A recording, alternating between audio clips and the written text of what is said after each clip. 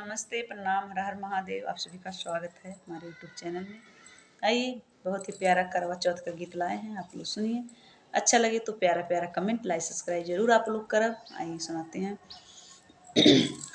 मांगा मांगा सखी अटल सुहाग, आज करवा चौथ है। मांगा मांगा सखी अटल सुहाग, आज करवा चौथ है। मांगतनी अचिरा पसार, आज करवा चौथ है।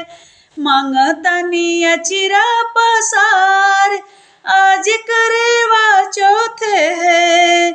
पहले त मांगे हमें मांगी के सिंदूर, पहला त मांगे हमें मांगे के सिंदूर।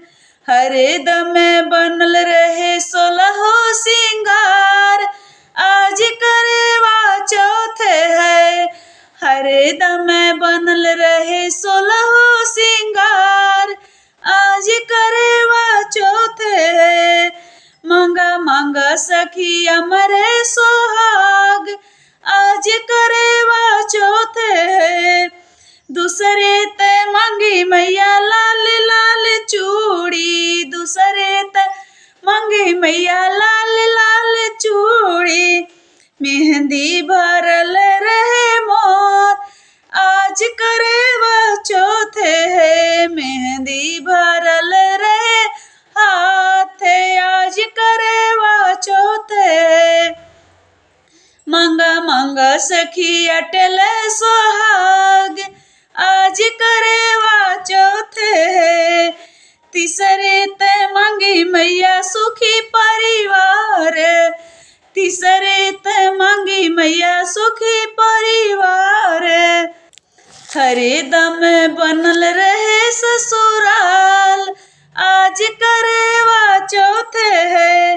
हरदम बनल रहे मोरे ससुराल, आज करवा चौथ है। मांगा मांगा सखी अमर सुहाग, आज करवा चौथ है।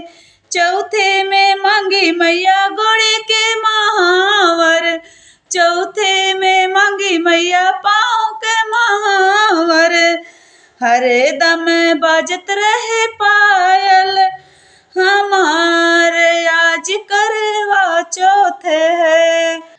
अगे ना बाजत रहे पायल हमार, आज करवा चौथ है। मांगा मांगा सखी अटल सुहाग, आज करवा चौथ है।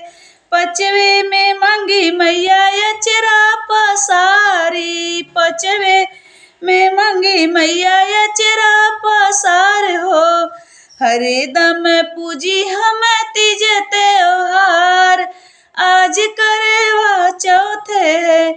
हरदम पूजी हम तीज त्योहार, आज करवा चौथ है। मांगा मांगा सखी अटल सुहाग, आज करवा चौथ है।